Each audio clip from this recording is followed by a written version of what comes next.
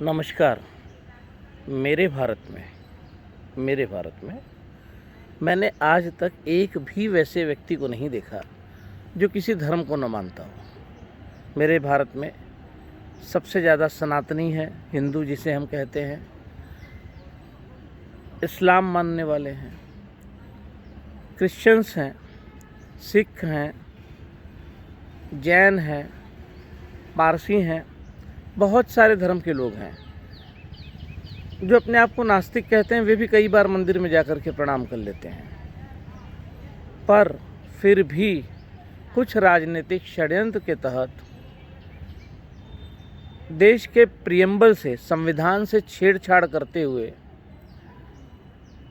जो एक सोशलिस्ट और सेकुलर शब्द को जोड़ दिया गया बाबा साहब अम्बेडकर ने, जिन्हें आज हम परम पूजनीय भारत रत्न डॉक्टर बाबा साहब अम्बेडकर के रूप में मान्यता देते हैं, मानते हैं, उनकी इज्जत करते हैं। उन्होंने भी ड्राफ्ट कमेटी के अंतर्गत सेकुलर शब्द को मना कर दिया था, नहीं डाला था, क्योंकि वे जानते थे कि भारत आस्तिकों का देश है, यहाँ पर विभिन्न धर्मों को मानने वाले लोग हैं।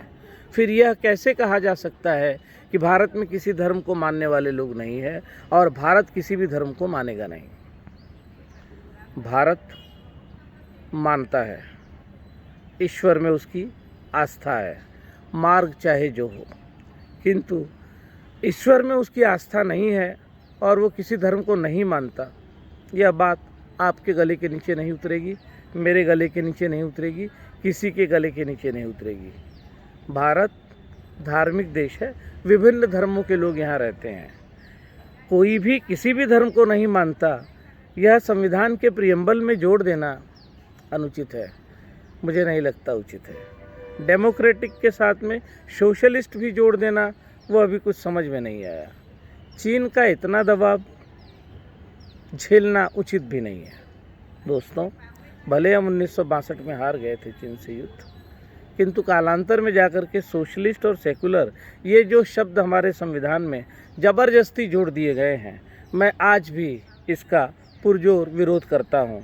उस समय मैं नहीं था या इस लायक नहीं रहा होऊंगा कि कुछ बोल सकूं, अबोध था, बालक था, शिशु था, मगर आज मैं इस बात को जानता हूँ।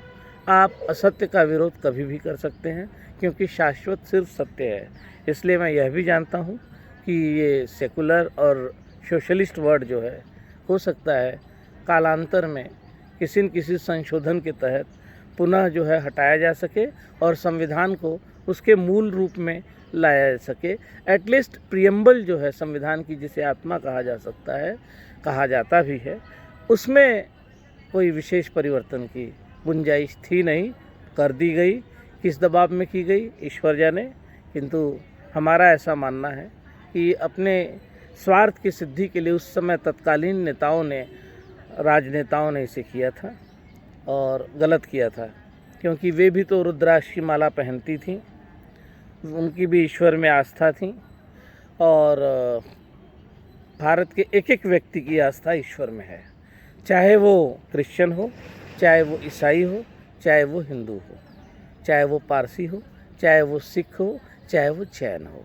हर कोई यहाँ पर ईश्वर में आस्था रखता है, इसलिए उसकी ईश्वर में आस्था नहीं है और यह देश ईश्वर में आस्था नहीं रखता, यह बात पूर्णतया गलत है।